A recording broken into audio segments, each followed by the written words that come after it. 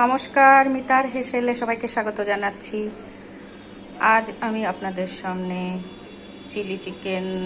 Dry chilli chicken করেছি, সেটা একটু দেখাচ্ছি। তৈরি করাটা দেখাতে পাচ্ছি না, মুখে বলে দিচ্ছি।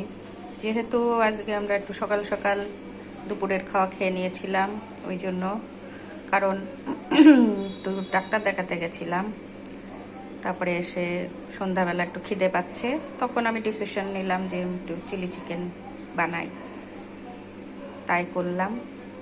প্রথমে চিকেনগুলোকে ভালো করে ধুয়ে জল ঝরিয়ে নিয়ে তাতে পেঁয়াজ রসুন আদা বাটা একটু দিলাম, একটু জিরে গুঁড়ো, একটু শুকনো লঙ্কা গুঁড়ো, সব কিছু দিয়ে মেখে তারপরে কর্নফ্লাওয়ার দিয়ে ভালো করে মেখে নিলাম। নিয়ে তারপরে সাদা তেলে ভালো করে ভেজে নিয়ে আবার নতুন করে কড়াইতে তেল দিয়ে ক্যাপসিকাম পেঁয়াজ দিয়ে ভালো করে ভেজে চিকেনগুলো দিয়ে দিলাম, এবং সয়া সস, চিলি সস, একটু লঙ্কা কুচি, রসুন কুচি সব কিছু দিয়ে ভালো করে নেড়ে চেড়ে শুকনো শুকনো করে এই চিকেনটা বানালাম।